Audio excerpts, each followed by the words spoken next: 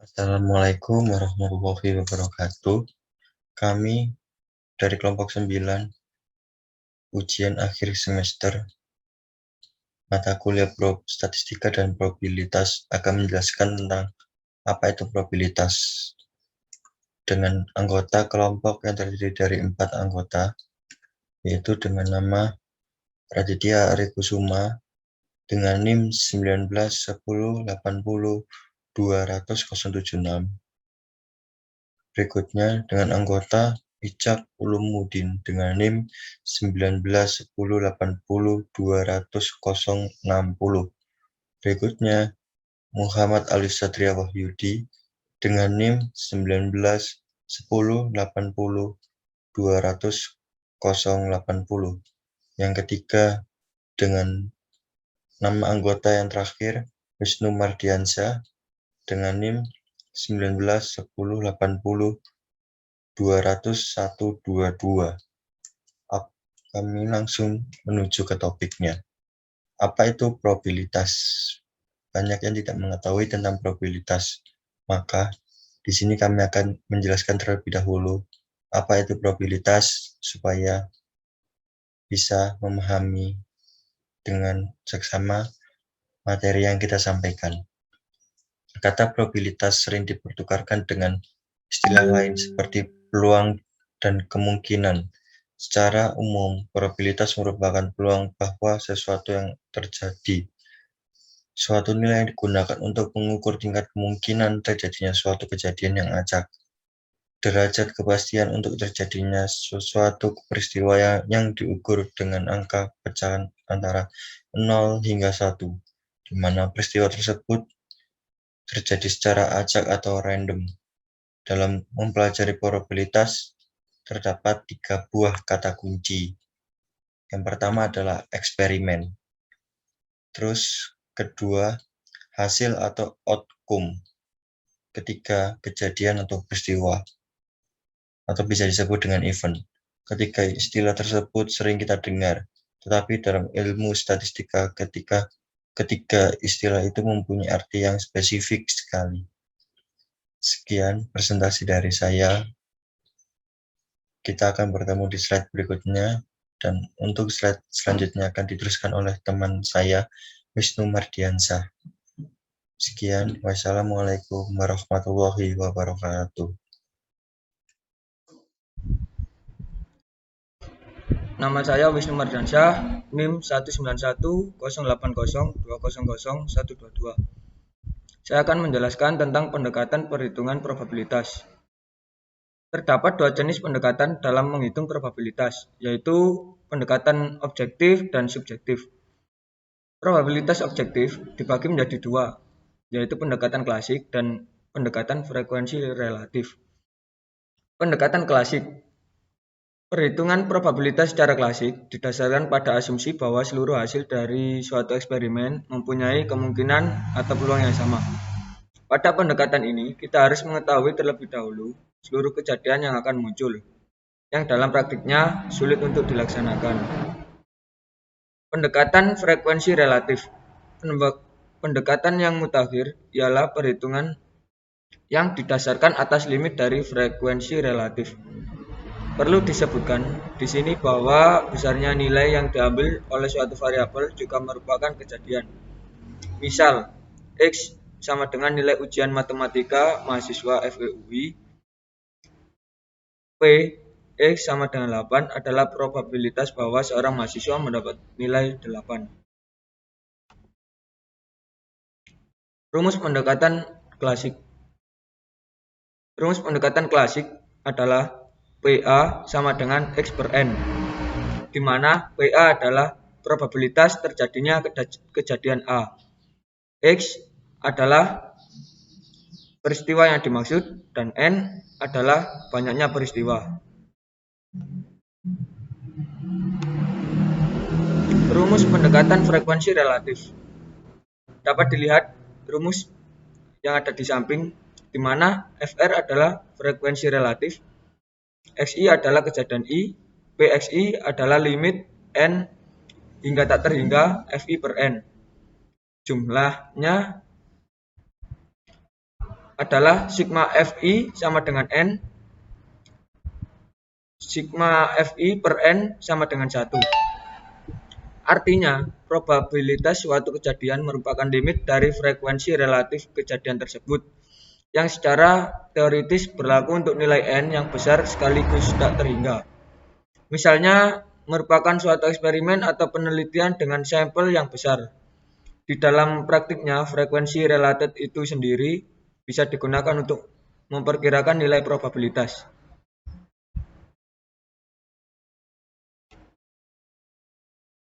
Pendekatan subjektif. Probabilitas subjektif didasarkan atas penilaian seseorang dalam menyatakan tingkat kepercayaan. Jika tidak ada pengalaman atau pengamatan masa lalu sebagai dasar untuk menghitung probabilitas, maka pernyataan probabilitas tersebut bersifat subjektif. Hal ini biasanya terjadi dalam bentuk opini atau pendapat yang dinyatakan dalam suatu nilai probabilitas. Contoh probabilitas subjektif seperti, menurut Presiden Saddam Hussein, Irak pasti akan menang melawan Amerika. Menurut Presiden Amerika, rakyat Irak akan menyambut tentara Amerika dengan sukacita. Atau juga menurut Menteri Keuangan Indonesia periode 2014 hingga 2019, Indonesia tidak akan mengalami krisis karena fondasi ekonomi yang kuat. Semua contoh di atas hanya didasarkan pada penilaian pribadi dan tidak banyak menggunakan informasi sebagai dasar pertimbangan. Oleh sebab itu, pendekatan demikian dinamakan probabilitas subjektif. Assalamualaikum warahmatullahi wabarakatuh. Kita bertemu lagi dengan nama saya Raditya Kusuma, NIM 1910802076. Di slide kali ini saya akan menjelaskan tentang rumus pendekatan klasik, di mana pada rumus ini didasarkan pada suatu asumsi bahwa seluruh hasil dari suatu eksperimen mempunyai kemungkinan peluang yang sama. Peluang dalam satu kejadian dianggap sama pada pendekatan ini. Kita harus mempunyai terlebih dahulu seluruh kejadian yang akan muncul, seperti contoh yang sudah dijelaskan pada slide ini. Probabilitas pendekatan klasik, di mana PA sama dengan X per N aksen. PA lebih dari sama dengan 0, sebab X lebih dari sama dengan 0, N lebih dari 0. Kemudian PA sama dengan PA garis atas sama dengan N min X per N, dengan hasil N min N dikurangi X per N. Kemudian hasil terakhir sama dengan 1 kurangi X per N. Jadi PA garis atas sama dengan 1 min PA. A garis atas bukan A, bukan barang rusak. A garis atas sama dengan komplement A. Sekian dari penjelasan saya. Semoga dapat difahami. Assalamualaikum warahmatullahi wabarakatuh. Perkenalkan, nama saya Muhammad Alif Satria Wahyudi, NIM 19108020080.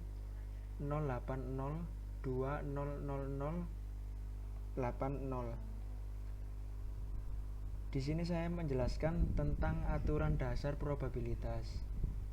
Secara umum, beberapa kombinasi dari kejadian dalam sebuah eksperimen dapat dihitung probabilitasnya berdasarkan dua aturan, yaitu aturan penjumlahan dan aturan perkalian. Aturan penjumlahan. Untuk menerapkan aturan penjumlahan ini, harus dilihat jenis kejadiannya. Apakah bersifat saling meniadakan, atau mutually eksklusif, atau tidak saling meniadakan. Kejadian saling meniadakan bila terdapat dua jenis kejadian, misal kejadian A dan B. Jika kejadian A terjadi, maka kejadian B tidak akan terjadi atau sebaliknya. Kejadian tidak saling meniadakan bila terdapat dua jenis kejadian, misal kejadian A dan B. Jika kejadian A terjadi, maka kejadian B bisa saja terjadi atau sebaliknya. Aturan penjumlahan. Peluang kejadian saling meniadakan P A atau B sama dengan P A sama dengan P A plus P dalam kurung B.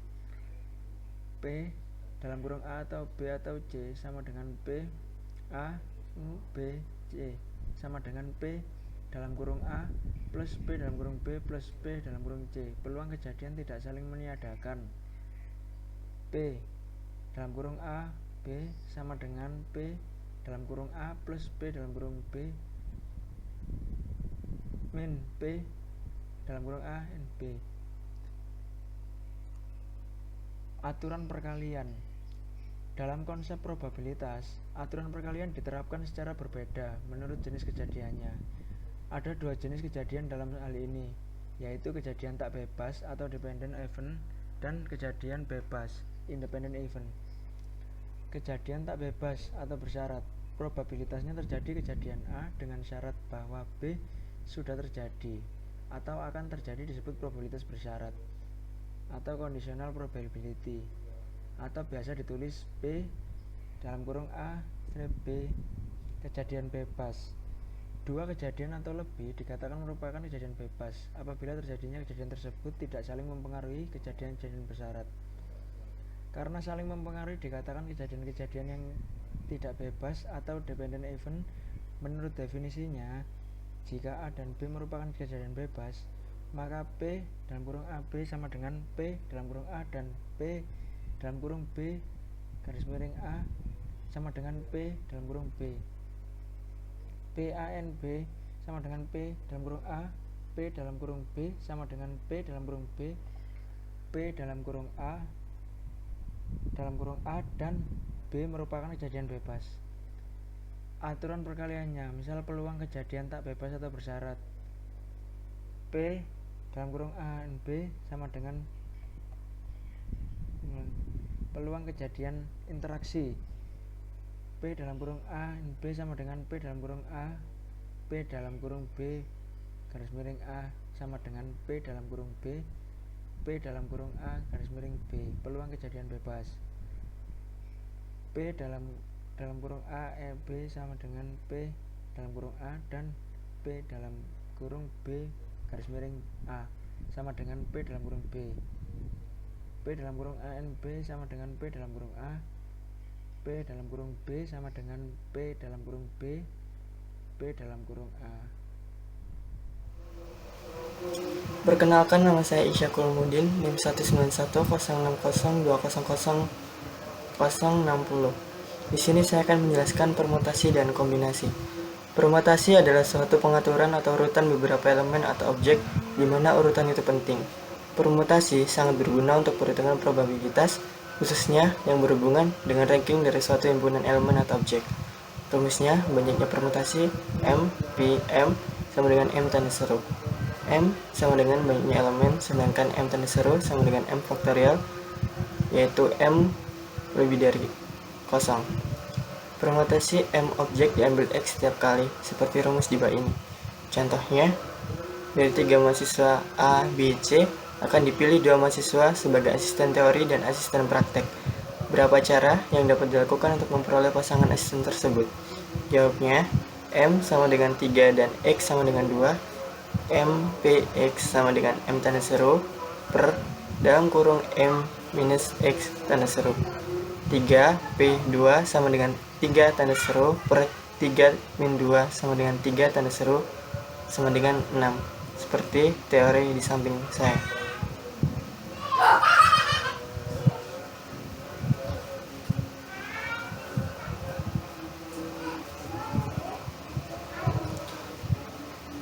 Sedangkan kombinasi adalah susunan dari beberapa elemen di mana urutan tidak diperhatikan.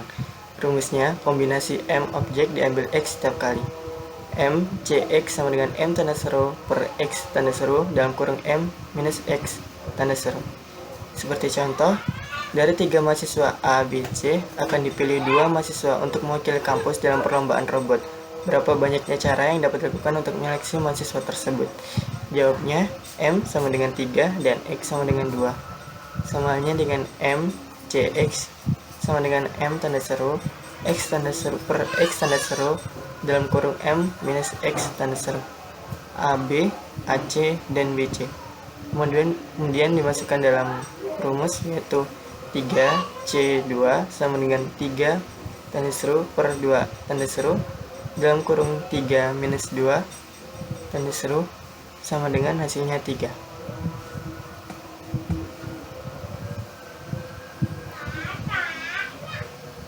Sekian dari kelompok kami, kelompok 9 yang membahas materi probabilitas. Terima kasih atas perhatiannya. Assalamualaikum warahmatullahi wabarakatuh.